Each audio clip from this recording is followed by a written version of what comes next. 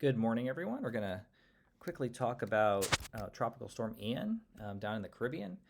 Here's a satellite picture this morning. You can see it's still kind of getting its act together. There's some deep convection, but it's a little bit scattered. Kind of have this broad area of circulation. So still about a 50-mile-per-hour tropical storm this morning as it moves off to the northwest toward the northwest Caribbean. The conditions are pretty favorable ahead of it, so once this inner core does get organized, I think we're going to see some quicker intensification, but that hasn't happened quite yet, so we'll see what happens with that. Looking at, there's a NOAA Hurricane Hunter recon plane in there this morning. They are finding, it's moving off to the northwest.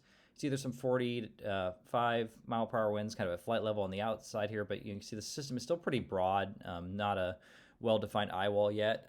So, we probably won't see any quick strengthening until that happens, but that is forecast to happen soon.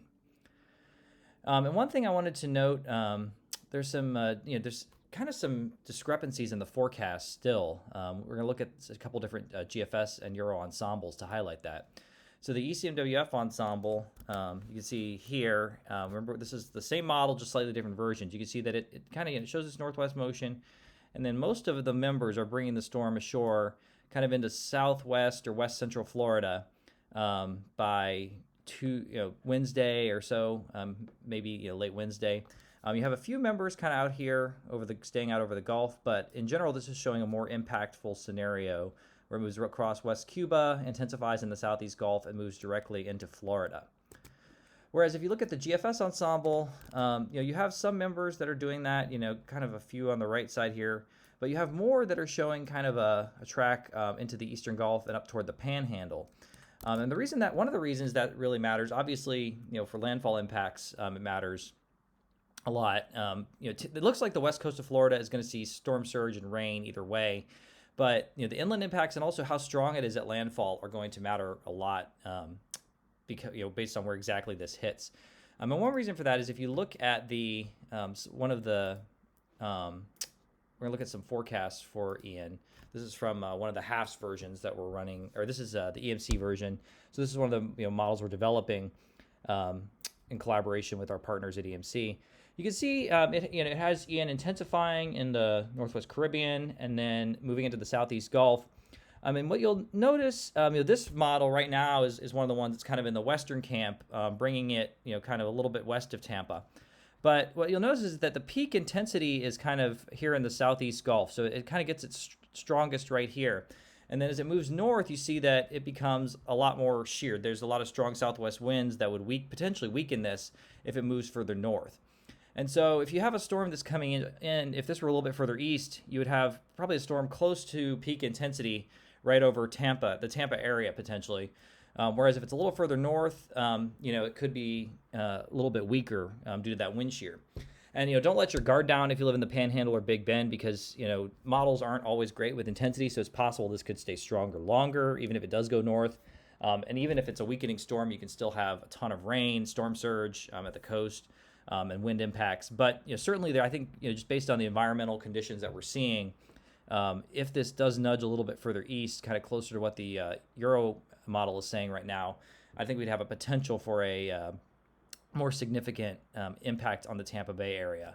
So that's just something to keep in mind. And for Southeast Florida, you can see, even on this more western track, we do have some kind of nasty weather on Tuesday into Wednesday because we're on what we call the dirty side, basically, where you have a little bit of wind shear out of the southwest. So most of the rain and rain bands are off to the east here. So you'll have some squally weather on Wednesday, although it's looking like that the core should stay well away from southeast Florida. But Tuesday and Wednesday could be some nasty weather at times. So just be ready for that.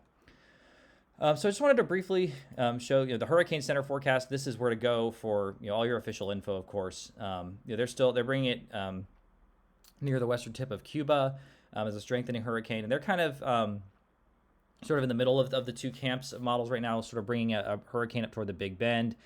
They do have it weakening, due to that wind shear as it comes ashore, but there's still a lot of uncertainty in the forecast. You can see the cone, ranges anywhere from the Port Charlotte area to over to Pensacola still. And so there's a wide range of possibilities for exactly where this could go. And anytime you have a storm moving parallel to the coast of Florida, a slight nudge either way can make a big difference. So the key messages, are talking about there's going to be a lot of flooding and other potential impacts in the islands here, Grand Cayman, Cuba, and somewhat in Jamaica as well. And then it's forecast to intensify into a major hurricane. But they do note in point 4 here that uncertainty in the long-term track forecast is higher than usual because some of the models, like I said, if we go back to the ensemble, kind of have a trough over the U.S. picking this up and bringing it into Florida, whereas the GFS is a little bit further west, and that's just enough to make some big differences in impacts.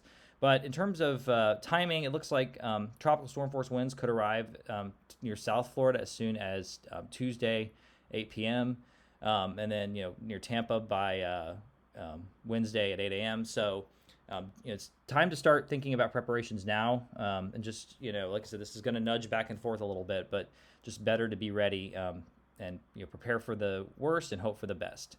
So have a good day, and we'll see how this forecast evolves.